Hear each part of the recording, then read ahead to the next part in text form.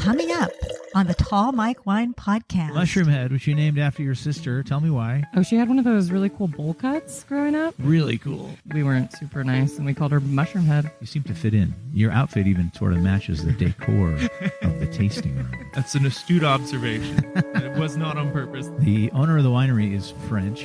The owner of the winery I was at yesterday afternoon, French. The chef and the owner of the restaurant, French. Can we talk about this French mafia? It's an old building. Do you think it's haunted? Oh, yeah. I've never been a part of those, but... They're watching you.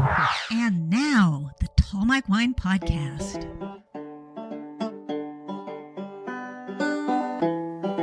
Welcome back to Paso.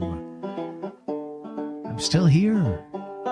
It seems like it's been days. Well, maybe it's been days since the first part of my Paso adventure episode released, but it's really only been a couple of days. I'm on day 3, and it's been very nice. But let me talk about what happened after I left you at the last winery in part 1. I came back to town and was craving a burrito. And I Googled best burritos in Paso and ended up with a TripAdvisor list that included a restaurant not too far from my hotel called Su Casa. And it was perfect. Yes. I sat at the bar and made friends with Kat, with a K, the bartender, who made a couple of lovely margaritas for me and was fascinated by my story of wine tasting and podcasting. And she herself turned out to be a fascinating individual. She's a bartender who also does jewelry design. She has an Etsy shop. And also, she was a mail lady during COVID. She got a job with the Postal Service because, restaurants all went away for a while. And being a fairly industrious person, Kat went to work for the Postal Service. So a couple nice margaritas were sipped. A giant burrito was consumed. You can see a picture of that on my Instagram, along with a picture of Estella, the beagle that I met at Copia, remember, part 1. And now here I am. It's Saturday in Paso Robles. It's a beautiful sunny day, and I am not headed off into the vineyards, off into the hills. I gave myself a little break today, a couple fronts. One, I wanted to get to know the town a little bit because I came in under cover of darkness, went to dinner, went off in the morning the next day into the vineyards and came back, and by the time I was out in town for dinner, it was dark again. And so I wanted to see the downtown in the daylight. So I got up this morning and went to the downtown where there was a farmer's market happening, which was awesome. So I wandered about and looked at all the downtown businesses. Now, when you think downtown of a town, I don't know about you, but I think bigger buildings. There's going to be a few big buildings, big 5-6-story buildings, maybe a big bank building, a big old building that used to be this or whatever. But no, downtown Paso is very small. And there are small buildings all clustered around in about a 6 or 8 square block radius. And that's pretty much where everything is that you would call downtown. The restaurant that I went to the first night is literally on the next block from the restaurant I went to the next night. And tonight I'm going to be about 2 blocks from that restaurant when I get to dinner. It's quaint. I like it. Now, I gave myself the morning off from tasting, so I'm only tasting at 2 different wineries today. And I'm at the first one right now, and it's in an area to the south of downtown that's not in the vineyards. It's an area here in Paso they call Tin City. Tin City is south of town.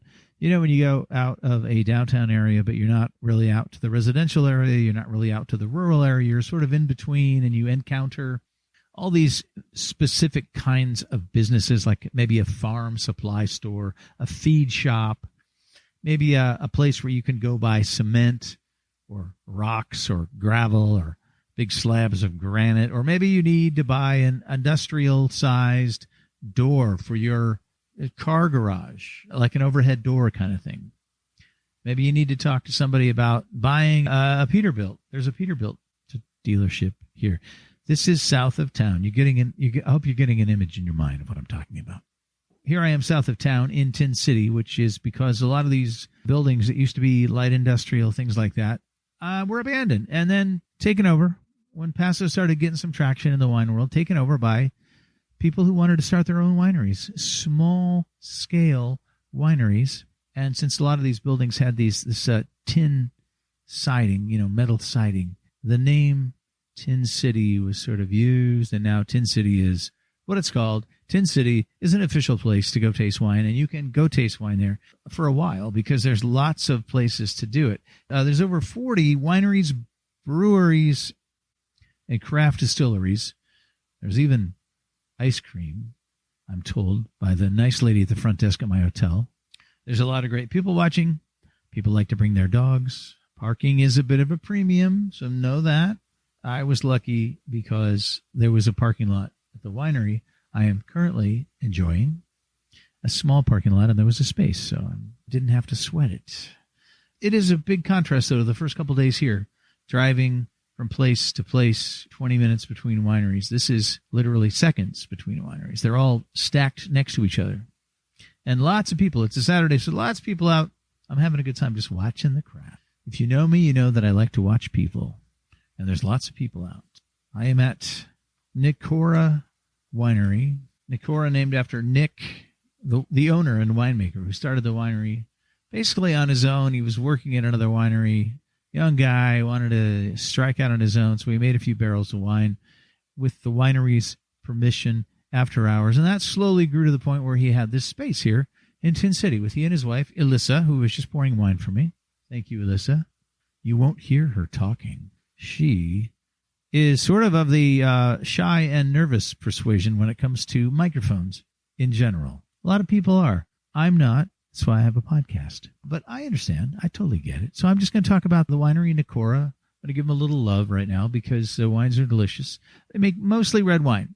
And that's a lot of places in Paso make mostly red wine because they don't grow a lot of white wine grapes here because the red wine grapes thrive. The Syrahs, the Grenache, the Cabs, even some of the, other not so typical grapes that are red do well here. But the wines here at Nicora, mostly Syrah and Syrah-based blends because Nick, the winemaker, according to his wife, and she should know, he loves Syrah. So I tasted a whole lot of really nice Syrahs. They make about 2,000 cases now. They started out with maybe 100 cases in the first year. That was 2009. Delicious. Big, bold flavors, good extraction, very round, nice wines. A lot of them are very ageable. I'm going to take a few bottles to go when I go, and I'm happy. I would have been happier had Alyssa agreed to talk to me, but that's okay. That's just the life here in the world of podcasting. So I'm at Nicora. I'm going to continue to sip, and I will chat with you for my next stop here in Tin City.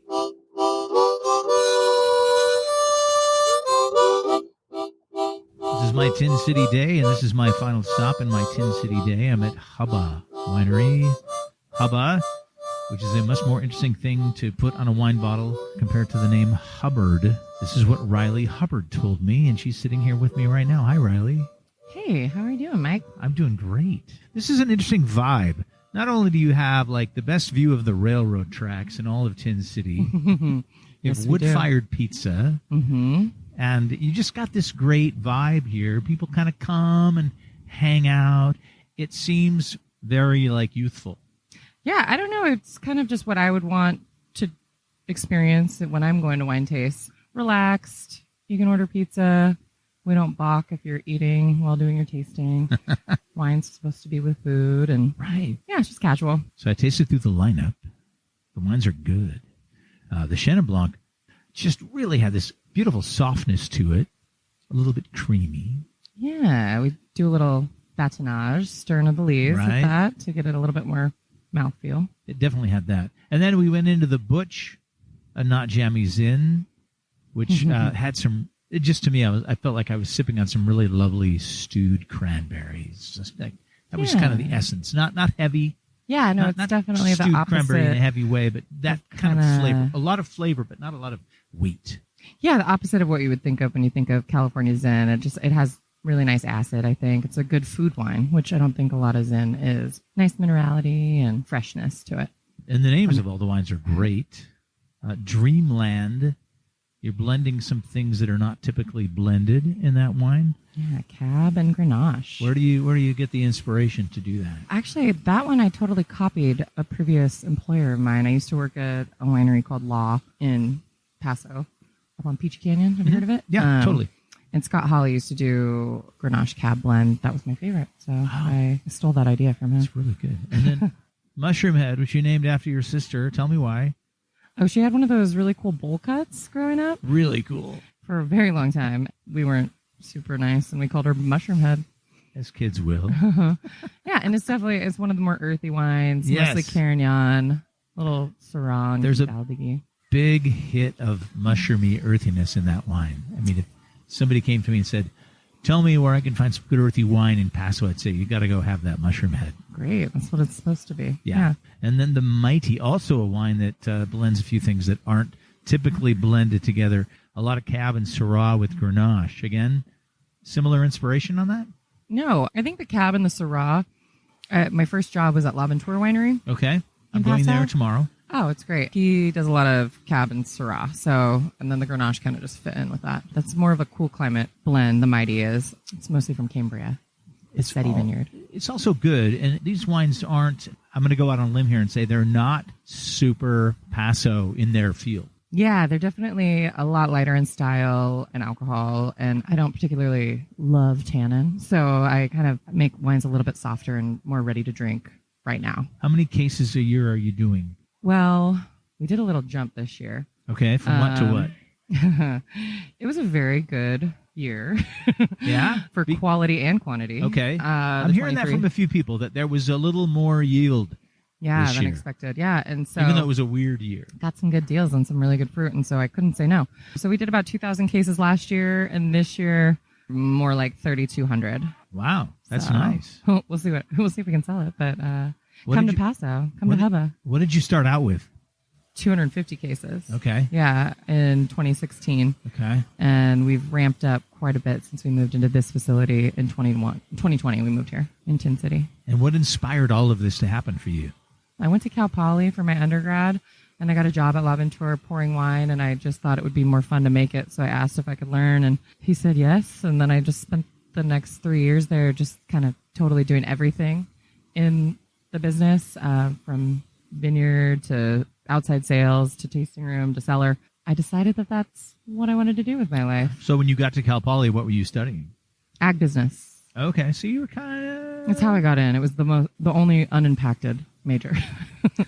I'm just a very go with the flow person, so it just worked out. You're in touch with yourself and what you want to do and how you feel about things. That's awesome. Yeah. And then I went and I got my master's abroad for viticulture and enology in France and Italy. Then I was like, okay, now I'm ready. I can do my own thing. But first I worked at Law and then Desperata before this. So. That's some good education in the old world. Yeah. Yeah. And that's honestly what it kind of influences my wine style. Totally. I like lighter style, and I don't use any yeast or anything really except sulfur. So everything's fermented naturally and natural acid and native yeast.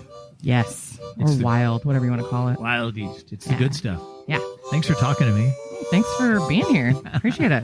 My pleasure.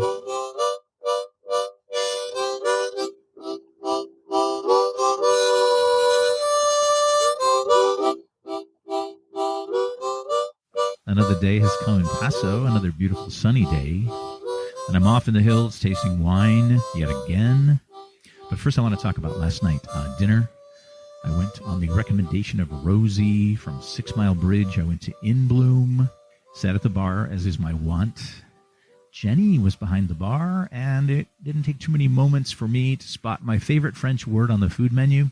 So my choice for dinner was easy. I had the duck confit. Confit. Favorite French word. I don't know too many French words, but that's one, and I know it's my favorite. Confit is comfy. Confit.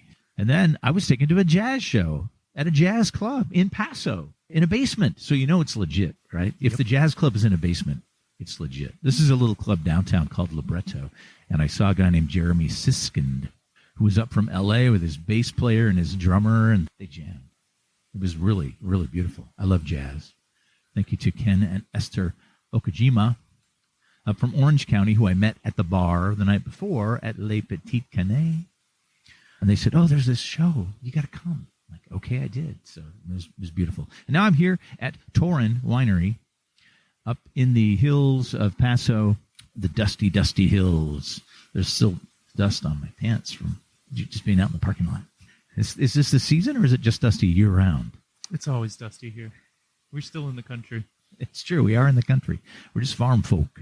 I'm at Torrin talking to Matt. I could call him Tall Matt because everywhere I go, people call me Tall Mike.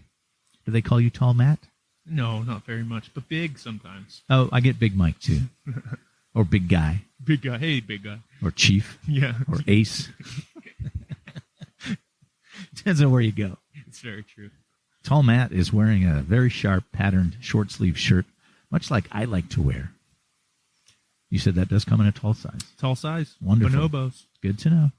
I've tasted through a whole bunch of wines, mostly reds, and they all have really unique names. One is based on a Swedish thing, and one is based on a French thing. One is based on the Sanskrit. One is based on the Japanese, and the name of the winery is based on the Gaelic. Where does all of this come from? This comes from these are all brain children of our winemaker / owner, Scott Hawley. He is, an artist in so many ways. He's also a farmer. Some call him a chemist as well. He wears many hats. But I'd like to say that he's an extremely sentimental person that is very good at preparing and collecting thoughts. Every bit of the description of our winery, all of the labels, the words that we use, they're all very intentional, and they can hold many different descriptions. But they all kind of fell into place after a lot of, I would say, bouncing around several people's heads. Our winemaker is very conscious of the fact that nobody has all the answers. I'm definitely theorizing, but I'm sure that a lot of these words were things that he thought of, but then bounced off of other people and used the ability of a consensus to really nail down what works. And they've done a really, really good job of it. Torrin means of the hills, and everything that Mike over here has been tasting, pretty much every winery he's gone to has been in the hills, and all the grapes are of the hills. So it's something that makes a lot of sense. It's kind of hiding in plain sight. We don't really intend it to be a full description of the winery, and yet it's all encompassing. The winery makes 3,000-ish cases of wine a year, yes? Yep. Mostly red. Mostly red. Yep. We've got a Chardonnay in addition to that. Where do the grapes grow for the Chardonnay? So the Chardonnay grapes are grown just inside of Pismo Beach. There's a small vineyard there called Spanish Springs. Okay. And the Pinot comes from down south. Yeah, Pinot's coming from Santa Barbara, which arguably makes some very fantastic Pinots by themselves. Our winemaker has a kind of a long relationship with the Bien Nacido vineyard back when he worked at Fetzer underneath another winemaker in his early 20s. He was making open-top fermentations of Bien Nacido Pinot Noir grapes. So as soon as we got an opportunity to make our own Pinot, he pretty much made a phone call and said, "Hey, I would love to use some of your grapes." And so we use Bien Nacido. We use their neighbor, Solomon Hills. In the 2019 that you had, we also use a really fun vineyard called Duvarita outside of Dragonet. Okay. But the meat and potatoes here is Syrah, with some of the other notable contemporaries of Syrah mixed in. Well, Graciano, which is not something a lot of people are using. But Grenache, and then you throw some Cab into the wine that I like best. So it's great stuff here. How long have you worked here? I've been here a little over a year. You seem to fit in. Your outfit even sort of matches the decor of the tasting room, the earth tones and the wood tones. Yeah, that's an astute observation. It was not on purpose, though. Okay. Because, we can't see you on the podcast, so I have to describe you. Yeah. Maybe I'll sneak a picture of you and put it on my Instagram. So, are you local? Did you grow up here? I am local, but my wife and I moved up here from San Clemente, California, Southern California, by the beach. We've been here about 4 years. Paso Robles or Paso Robles? Paso. Oh, okay. I'm getting more and more into that camp. Yeah, it's a tough one, but don't try to pretend anything that you're not. You bring to the table what rings true to you, and don't try to think too hard of it. To me, it's just Paso. I think we'll leave it right there. Matt, thanks for talking to me. Absolutely.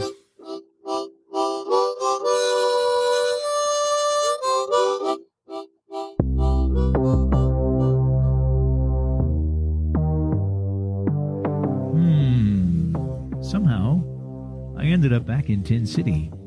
Remember I went to Tin City, and then I said I'm going to spend the day in Tin City, and then I'm going to be back in the hills. Well, I was back in the hills today, but I'm going to own this through a scheduling error on my part. I scheduled one winery in the middle of the day in Tin City, which just means a little extra driving for me. I'm glad that it happened because I got to meet Troy here at Cordant Winery. It's Cordant or Cordant? Cordant. Cordant. Okay. You know, a lot of these things in wine. You could be French and say Cordant. If Cordant. like. Yeah. And I've tasted through some lovely wines here. We started with a nice Pinot. And again, Pinot is not a grape that they grow here in Paso, at least not very much of it. This comes from down in the south, and then we get into the Grenache and the Syrah, which are kind of the usual suspects here. And then we did the whites. Why did we do the whites after we did the reds? We do the whites last here because we like to showcase how well our white wine will stand up to the red, and also some of the varietals in there have some acid on there. Does a nice little palate cleansing at the end to set you off to your next tasting. That's really awesome, and it's different. Give me your sense, Troy, of Tin City, the vibe, what you like about it while you're here. What I like about Tin City is it's young, it's fresh, people starting out. You know, not being able to afford to do their own vineyard or their own estate, it gives them a chance to get their name out there, get their brand out there, as well as make an area where you can park your car, walk around, do some wine tasting, do some beer tasting, do some spirits tasting, get some ice cream, all in one area. Have wine, have beer, and have spirits, and then have a headache. Exactly. Be careful, kids. It's a little too much of all the good things in life. Right? Yeah. When you start talking about the young upstarts, I start hearing the theme from the movie Rocky in my head, like dun, dun, dun, dun, yes, dun, dun, dun, very dun, much dun, so. Because these are people who are starting it on a shoestring. They are out there doing the same thing we do, outsourcing their fruit from multiple vineyards. Can bring in a lot of working with same vineyards, but we all make wine a little different way. Can showcase what we all individually can do. Right, all the different combinations. And you said you guys source from 15 different vineyards. Yeah, we do, starting all the way up in Hollister and San Benito County and working our way down to Santa Barbara County. It really can showcase what the Central Coast has to offer. With Monterey and Santa Barbara being part of the Central Coast, a lot of people don't know. It's just not one area. It's a whole section that we can do cool climate Syrah, do Pinot Noir in Paso. The Syrah's good. Yeah. It's also a lot of flexibility too, right? Very much so. Yeah, we're not set for certain terroir with we can only grow this. And what happens if there's a fire up in Monterey County? Well, then we can pull the fruit down from Southern California. Or if there's a fire here in Paso, we have options to do stuff. Or if a winemaker just gets a certain whim in his head and decides, hey, I've heard about this vineyard. Yes. Which is cool. It is very cool, yes. Speaking of fires, Troy used to be a fireman. Tell me about that. Right out of high school, I decided to get into the fire service. Medical side kind of interested me, so I went to EMT school, I don't know, about 2 months after graduating. After that, I met some friends in the EMT class, and they were talking about going to a fire academy. And I'm like, oh, well, got nothing else going on. Why not? So went on that venture, graduated from Allen Hancock College with a Firefighter 1 certificate. And sweet. From there, started working for Templeton Fire Department in my local town where I grew up, and then moved my way to Cambria, right on the coast. Then I decided to jump out of the fire and get more on an ambulance and work down in Orange County for this private ambulance company that did work with Orange County Fire Authority and Garden Grove and Anaheim, and got some experiences that would never get up here. Just saving lives. Saving lives, Driving fast. Red lights and sirens. Throwing people over their shoulder and carrying them out of burning buildings. Oh, my God. Well, you have that, you have that experience now in case you ever need it here at the winery, right? That's right. I think more here we're going to deal with confined space stuff and, maybe get a foot ran over by a forklift maybe, but hopefully not. Yeah, let's hope not. Hey, thanks for talking to me. Absolutely, Mike. I really appreciate you coming in. Oh, my pleasure. My pleasure.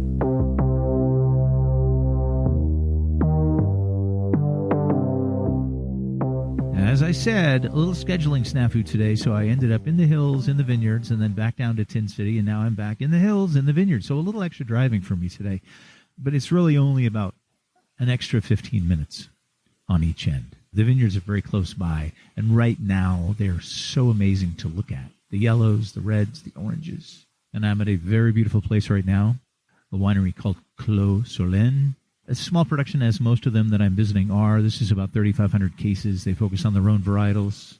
The estate is 27 acres. They source mostly from their estate, or they buy the best fruit they can buy. to make some delicious wines. I often say when I open the podcast, I say, this is the wine podcast that's not all about wine. It's about the people that I choose to bring on the podcast and the stories they tell me. And most of them have to do with wine. Keegan, who is here from the winery. Hello, Keegan. Hi, it's a pleasure to be here. Well, it's a pleasure to have you. I'm excited.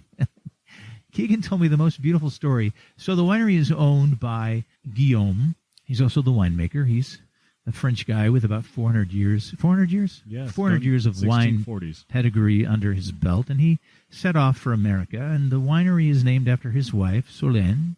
And I said, oh, did he bring her over here? Were they married over there? Did he bring her over here? And then he told me the most beautiful story about how it all happened. So I want you to reiterate that story now for us. Yeah, my pleasure. It is quite romantic, as Guillaume and the French can be. I'm going to cue some violins now. I know, exactly. He sets the bar pretty high and throws us under the bus pretty quickly. Guillaume, just for a little background, he is a sixth-generation winemaker going back to the 1640s. His parents had owned and operated a chateau and vineyard in the Rhone Valley and sold that in the late 1990s, purchased a new one in Bordeaux, and by that I mean a new chateau and vineyard in Bordeaux in the early 2000s. And Guillaume found himself out visiting his family one evening and decided to go to church. As he walked in, he heard the most beautiful voice coming from the choir, and he was able to match that voice to a beautiful face. And as he did that, he felt as though a bolt of lightning had struck him, and that was him seeing Solene for the first time, his now wife. They dated for a few years there in France, but found themselves at an impasse. He was coming here in 2004, and by here I mean Paso, to intern under Stéphane Asseo at L'Aventure. Another French guy. Exactly, French mafia.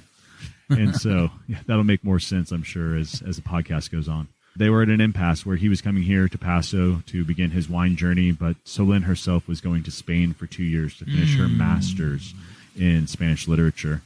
And it didn't take long for Guillaume here in the New World to begin to pine for Solene, and on Valentine's Day decided to handwrite a letter to her and in it include a one-way ticket to California. And in that letter he said, if you stay with me, I'll buy a winery, I'll name it after you, and we'll conquer the New World together. And so that is kind of how close Solene and how we became who we are and how they became who they are. So she said yes. Of course. Yeah. Or she said, oui. Oui, exactly. Oui, mon amour. Maybe ouais is what I've heard here on the production floor. It's a little bit more casual. Oh, if I didn't you want know that. Want some inside baseball with that Spanish education she has, if you hear her get a little frustrated with Guillaume, she'll call him Guillermo. Oh, which is Spanish for William. That's wild. Yeah. You've got a good story of your own, Keegan. You're from Portland, Oregon. You worked in tech. You just said you worked for NBC, and that kind of came out of nowhere. What were you doing for them? I'm a master of all trades, or jack of all trades, master of none, I should say. Originally went to college with an emphasis in journalism, broadcast journalism. Graduated in 2009 during the Great Recession. Weren't many opportunities for that. Having gone to school in the Bay Area at Santa Clara University, I had the opportunity to enter Silicon Valley and work in tech, where I'd been for the last 15 years. Cool, man. And you've been coming down here tasting wine for a long time, you said. That's correct, yeah. All my extended family on my mom's side have grown up in Paso, Atascadero, Templeton. So I've been fortunate to kind of see the whole thing change in the last almost 4 decades, from a cow town, a lot of orchards, to now wines and vines. Really interesting. And finally, you just decided it was time to be here. You know what? You can only be on one side of the wine equation. I was really excited to not just be a consumer, but come over to the production side and the front of house side and really get to experience some great French wine like Guillaume's producing here. French-inspired wines from Paso, Clos Solene. It's delicious. Thanks for talking to us. It's my pleasure.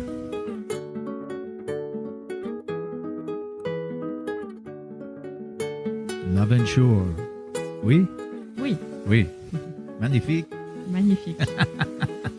Here I am in dusty Paso Robles. Man, it's dusty getting here. That road out there is very dusty. It is. You have to drive very slowly. Yeah. That's the key.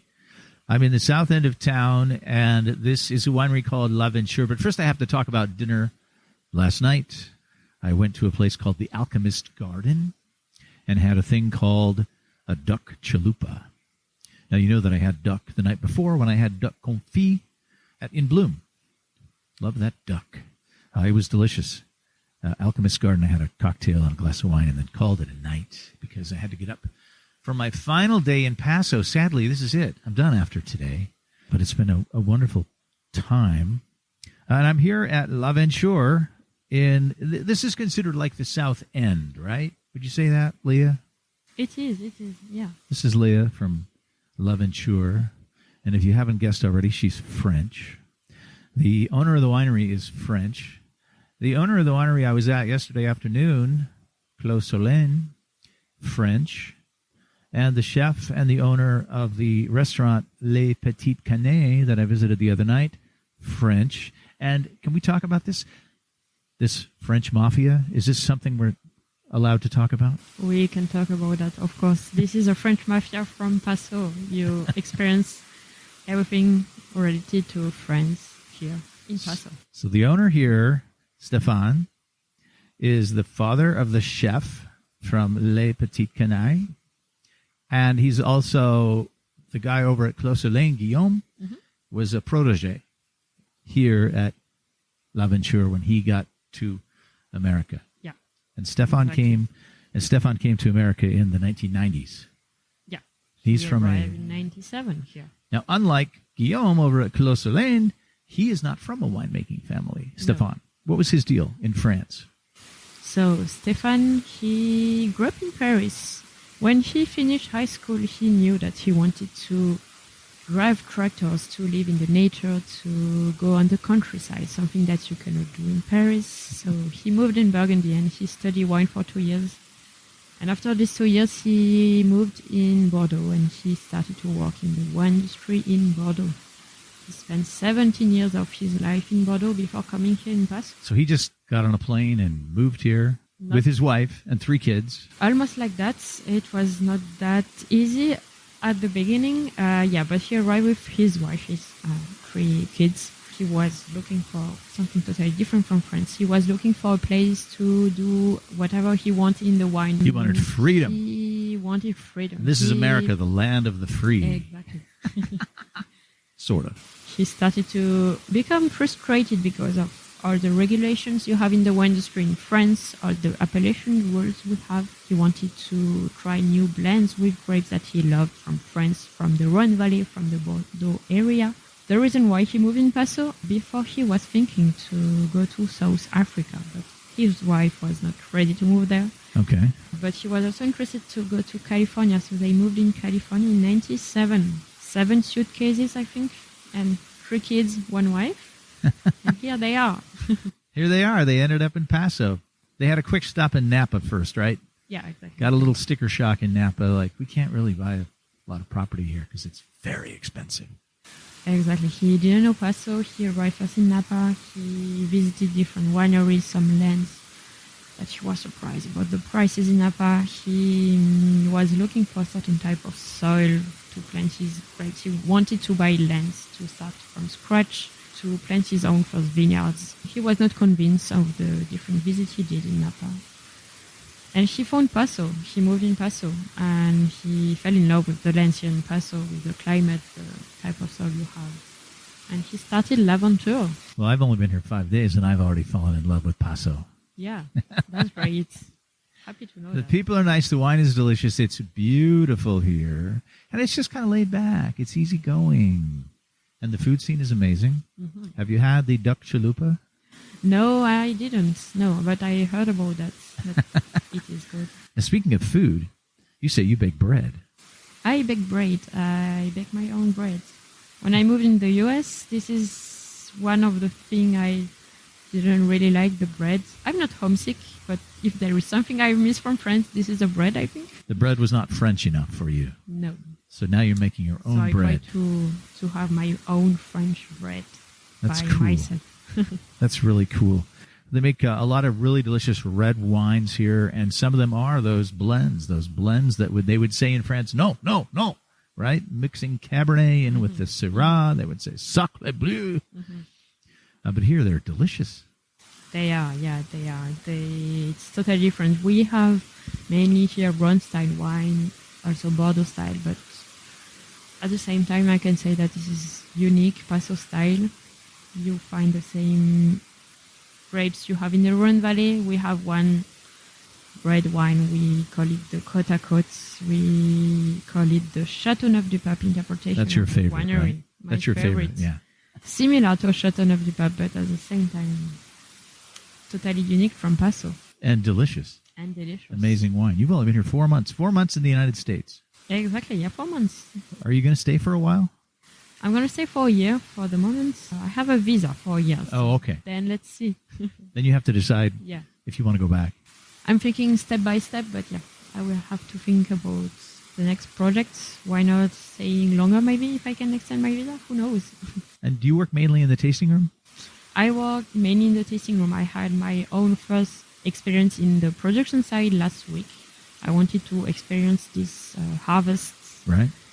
fun, intense moments, and I did a day with my colleague in the production side. It was a lot of fun, but very intense. Totally. The fruit comes in. You got to be working hard. Yeah. But this is the best way to understand how you produce the wine, how you do everything. Yeah. You got to learn by doing it, right? Exactly, yeah. Leah, thanks for talking to me. Thank you so much. You say you listen to a lot of podcasts. Do you have any favorites? I love to listen to sport podcasts. Sports? Yeah, sports. What's your favorite sport? I would say my favorite is ski. Skiing? Yeah, skiing. Okay. You grew up in I Alsace, so do- you up there in the... I do running. I run a lot Okay. since few years now. I like to listen to sport podcasts. Is this your first time appearing on a podcast? It is my first time. Yeah. Oh, welcome to Very the world of glad. podcasts. Yeah. You're doing Thank great. you. Thank you. It was This nice is to meet you. Leah at L'Aventure. I'm in Paso. I'm still in Paso for a few more precious hours. I'm going to make the most of it. Thanks for talking to Enjoy your time in Paso. me. Thank you very much. Thank you. Merci beaucoup. Merci. À bientôt.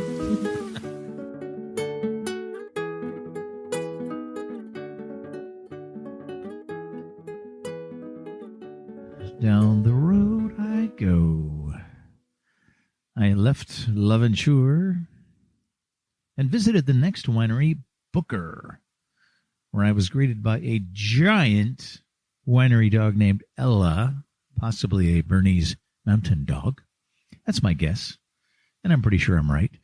Lovely wine, lovely visit, hosted by Brooke. However, she punted when it came to be interviewed on mic. And it was Monday, it was a slow day, not too many other people around, but I'll summarize. A tasty wine, music everywhere. This is a big facility, lots of spaces, and there is music wherever you go.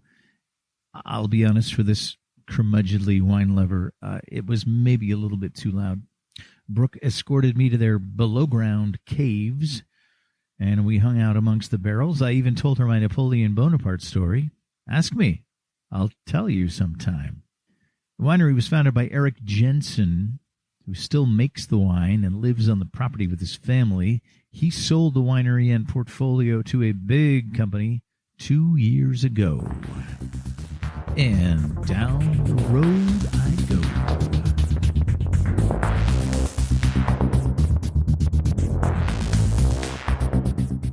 Say hi, Kai. Hi. Hey, Kai's here. All right. I am just a little ways down the road from Booker at a winery called Epoch, which I have been mispronouncing for a long time. That's totally all right. Epoch is spelled like the word epoch, which is what I have called this winery. Even on this podcast, I've tasted wine from this winery and called it Epoch Estate. And now I find out when I get to Paso, everybody calls it Epoch because the owners, Bill and Liz, yep, wanted to call it Epoch. They like how Epic Estate wines sounds nice. But they know that the word is epoch because they are geologists, right? Yes, yeah. They actually met in geology class in college at SMU. They're both geology majors there, and that's really what got them into this area here, and kind of into winemaking and stuff, was their fascination with the soils. And So the owners and grape growers, Bill and Liz Armstrong, and they bought a big piece of property here.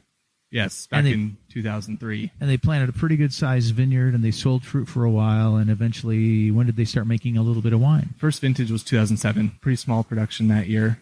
I believe we made a little bit less than 1,000 cases. in that year. First bottled those in 2009. So that's when we were first starting to sell wine and asking people on email if they'd like to buy wine. Luckily, we have an open tasting room now. And the tasting room, when I walked in here, I thought, this building has some real, like, old bones to it. That this feels like an old building. And little did I know, it is an old building. It is. Our tasting room is actually on the historic York Mountain site. Our building that we're in used to be the York Mountain Winery. And the York Mountain Winery was the very first winery here in Paso. They started off in 1882. Okay. And they made wine up here on York Mountain for 120 years. And then there was an earthquake. There was in 2003. I love the way you told me that story. Yes. There was an earthquake here in 2003, and this building was very old. A bunch of the other buildings that were older here in Paso got destroyed in that earthquake, and we were just made of this brick. Not super great for earthquakes. There wasn't any renovations done over those 120 years. It was pretty much the no retrofitting. No retrofitting. It looked the same as pretty much when they built it in the 1800s. It sat vacant for 7 years, and then in 2010 the property went up for sale. And at this point, it was great. Epoch had needed a tasting room. Bill and Liz had been on the lookout for one, and this spot went up for sale. And they had just a really cool vision. The timing was good on that. Timing was great. I think their whole story to Bill and Liz's with Epoch, the timing just worked out perfectly for everything. So they modernized it a little bit. They've got nice steel beams in here now. Yes, no more earthquakes will destroy us. But you said the wooden beams up here are from the original? Yeah, so all of the brick in our tasting room, the stone and the wood, is all original from that York Mountain Winery. And they made the bricks here. They did. The York family fired the bricks by hand. They don't do that anymore. No, so they're all handmade. Each brick is individual. They actually, when they were building this tasting room, they took down the brick and they actually numbered it and tried to put the brick back in exactly the same spot from where they had taken it, to try to make it as close to possible as the real skeleton of the building. All right. Speaking of skeletons, it's an old building. Do you think it's haunted? Oh, yeah. No, it most definitely is. Really? Tell me a story. So you will hear things in here at night, and actually the farmhouse that we have across the street, there's some scary stories over there. I'm not super sure on those because I've never been a part of those, but we'll hear some noises as we're leaving at night in here and stuff. Just things moving around and stuff. Maybe the York family is probably around. Sure, they're watching you. Or it could just be Corky, the winery cat. Probably. Could be. Usually we try to get him outside at night, but he's a sneaky guy. So they have a cat here, Corky. Sweet kitty. And the vet says he's 18. Is that right? Yeah, 18 or 19 years old. Whoa. He was already here when Bill and Liz bought this property. He was hanging out. He's living the good life now, because I was over there petting him, and he was just like, he's pretty spoiled. Give me some more. Give me some more. We take him to the vet, and he's a pretty spoiled guy now. Nice. Hangs out. Yeah. Well, I just finished the library tasting, which I had forgotten that I'd signed up for. And I tasted all these wines from 2013. 10-year-old wines that are still really solid, really just still big and full of life and tannins, which you don't expect in 10-year-old wines. And that's probably because they start with some pretty good fruit here when they start making these wines, right? Definitely. We have 3 estate vineyards, Paderewski Vineyard, Catapult Vineyard, and then York Mountain Vineyard up here. And all 3 of these are really excellent vineyard sites. Bill and Liz, as the vintners of Epoch, have done an amazing job planting these vineyard sites with premium Rhone varietals, Spanish varietals, some Zinfandel as well. Just doing an amazing job picking out the land, and I think that kind of just goes into their background in geology and just choosing that land. We have just amazing limestone soils, shale soils, and even some sandstone and sand up here on York Mountain. So really just 3 unique vineyard sites. Our winemaker, Jordan, is really able to turn the fruit we get from those sites, into some really amazing wines. And then the winemaker, Jordan, does these drawings. There's so much going on here. We do have a lot going on here, yes. There's a lot happening, but I can tell you love it. Yes, most definitely. It's an amazing place to be. It's a fun place to hang all day. Definitely. And get paid for it. Yep, I agree. Mm-hmm. And you've been here for... You've been here for 2 years now. 2 years? You're going to stick around for a while? Yes, that is the plan. Cool, man. I can't complain. I love working here. My coworkers, the place, the wines, it's all been amazing. It's been really fun hanging out with you, Kai. Thank you so much. It's been great to meet you, hang out with you. Hopefully, we'll see you again here next time you're in Paso. Well, this is my first trip to Paso, but there will be more trips to Paso because everybody's been so great. In the next 3 years, just like Walla Walla. Yeah, maybe. Maybe I'll come every year for 3 years. There you go. Yes. The people in Walla Walla are like, what happened? Did he break up with us? Kai, thank you again. Of course. Thank you, Mike.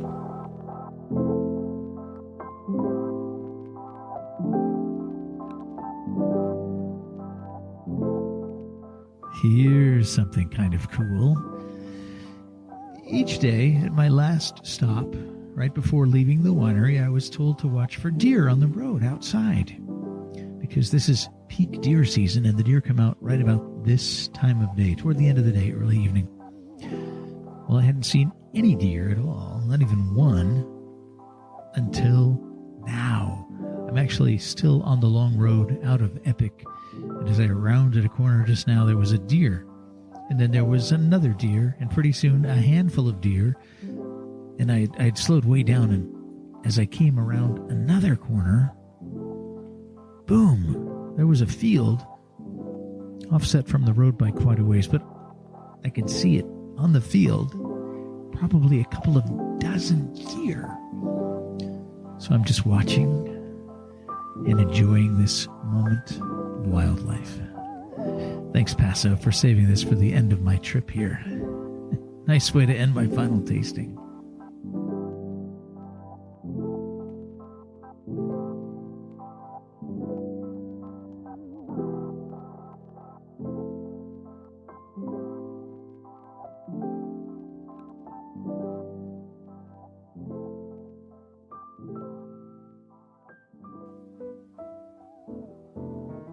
Thanks for tagging along on my Paso trip. I hope you enjoyed it. Maybe you'll plan a Paso trip of your very own, and I would love to hear about it. Special shout out to Jason Waters for giving me lots of good tips while planning my trip. And of course, thank you to all the wineries, restaurants, my hotel, and all the hospitalitarians who took such nice care of me. Oh, and thanks for all the delicious wine. Keep up the good work, Paso. Now I have to get back home in time for Thanksgiving. Yes, I know by the time you're hearing this, Thanksgiving is over. Such is the timeline. I hope you had a great Thanksgiving. The Tall Mike Wine Podcast was conceived and is written, produced, edited, and maintained by yours truly. See it with your own eyes on my Instagram at Tall Mike Wine. You can also email me with any questions, comments, suggestions. tallmikewine@gmail.com. How about that 5-star review on Apple Podcasts? Could I be so bold as to ask for that? And while I'm being bold, how about a small financial contribution to the podcast? Become a supporter by clicking the link in the show notes or go to tallmikewine.com. It is greatly appreciated. And thanks for tagging along on my trip. I'll be back with another episode soon. I'm Mike Stone, a.k.a. Tall Mike Wine. Keep swirling. Keep sniffing. Keep sipping. Cheers.